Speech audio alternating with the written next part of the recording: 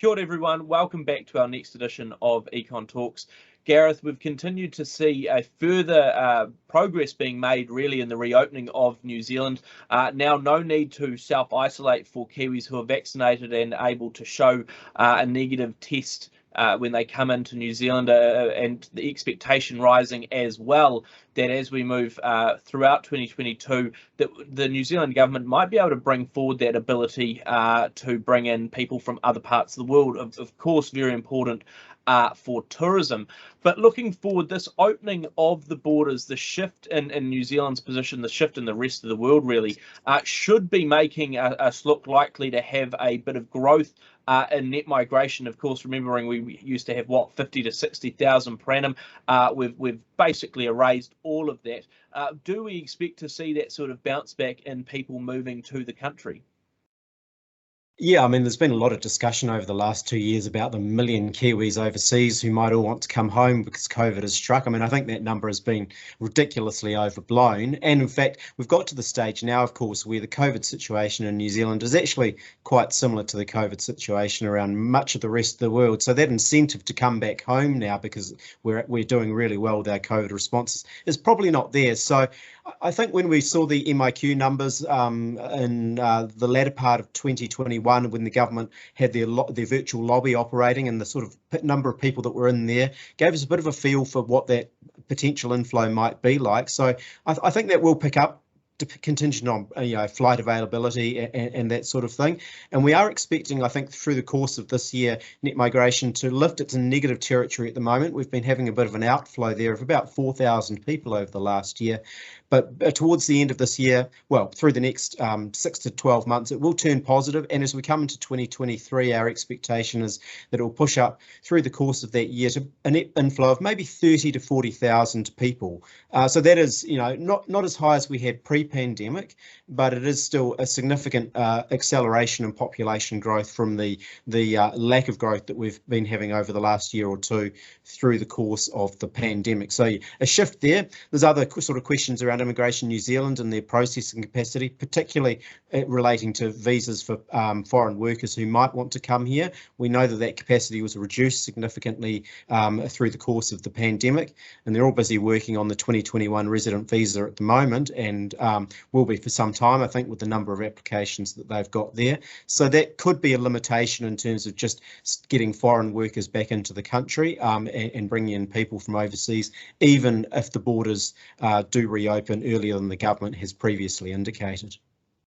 Yeah, absolutely. And I think just to pick up on one point that you've made earlier, and I think it is quite critical to realise, New Zealand at the moment does have that net outflow, right? 4,000 people doesn't sound like a big deal, but when we've gone from that 50 to 60,000 per annum in, the fact that we've had, more people leave than come in terms of migrants over the last year is quite substantial. It's the first time we've had that outflow since the global financial crisis, and there is rising talk of that brain drain potential from New Zealand as some of our talent leave. Now, we profiled this last year in some of our analysis here at Infometrics, where we looked at the number of arrivals and departures.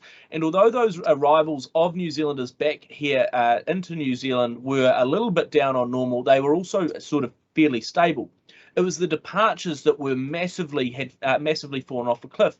New Zealanders didn't want to leave Fortress New Zealand because the sort of position we found ourselves in was so positive. And I guess that's what I'm expecting, at least at the start of 2022, could be the big risk that we see, is there could be that big outflow. People that haven't gone on their OEs looking to move overseas, people who have been champing at the bit, when borders have been reopening, there's now that greater availability for New Zealanders who now effectively have a safe passage back to New Zealand if they want it, will now, in our minds, start to head overseas. So that risk of a brain drain does seem, I guess, quite substantial. And I guess as we move forward, we'll be looking at particularly those different age groups, those younger cohorts of people, whether or not they're sticking around or heading overseas. If they do head overseas, of course, there is that potential, particularly for them to hop across the ditch to Australia. You'd be expecting there's probably a few key industries that look the hottest really to be poaching New Zealand talent. What does that sort of difference in the differential with Australia look like from your point of view, Gareth? Yeah, you mentioned key industries, and construction has been one of the ones that we do a lot of work in that area anyway, and certainly a lot of chatter there about more workers heading across the Tasman. But I think it could well be more broadly based than that. If I look over the last 5 or 6 years, typically New Zealand's unemployment rate has been about zero point 0.8 or a percentage point below Australia's, which has been sufficient when we look around 2016, 2017 to actually stop that outflow of Kiwis heading across to Australia that we'd normally seen. Basically, the message had been that New Zealand's labour market was in a better position. Your job opportunities, your job prospects were better here. So why would you head across the Tasman? That relative labour market gap is still in place at the moment. We look at our unemployment rate at 3.2%. Australia's is around about 4%.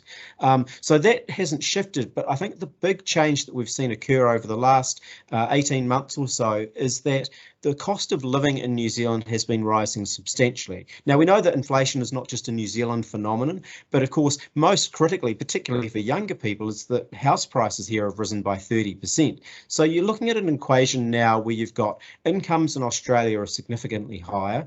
The cost, if you're looking to get into the housing market, look, in Sydney and Melbourne, once upon a time, it looked really, really expensive for your average Kiwi. But now, if you compare those markets to Auckland, I suspect Auckland is actually well less affordable than either of those two. So higher incomes, cheaper housing in Australia, and that does present a significant risk in my view in terms of losing more people across the Tasman, given that labour markets are tight on both sides, and if you can get work over there, that could well be a very attractive option. So yeah, certainly something we've heard a lot of talk about, and we are monitoring closely at the moment. It does present a risk in terms of those migration numbers and potential pickup in population growth that we are expecting over the next couple of years. Absolutely, and that brain drain could well be a real challenge for the economy. We already know that our labour market is tight, where the economic outlook is really starting to push up against the limits of the capacity that we have here in the country. And if we start losing some of that talent, even in the short term, before that, migrants from overseas start to move back to New Zealand at some stage, again, that possible outflow at the same time as net migration settling at that lower level than before, again, presents some huge challenges, I think, for the economy's ability to grow. We'll continue to assess that, how many people might be moving out of the country, and whether or not we have a sustained brain drain on one of our future editions of Econ Talks.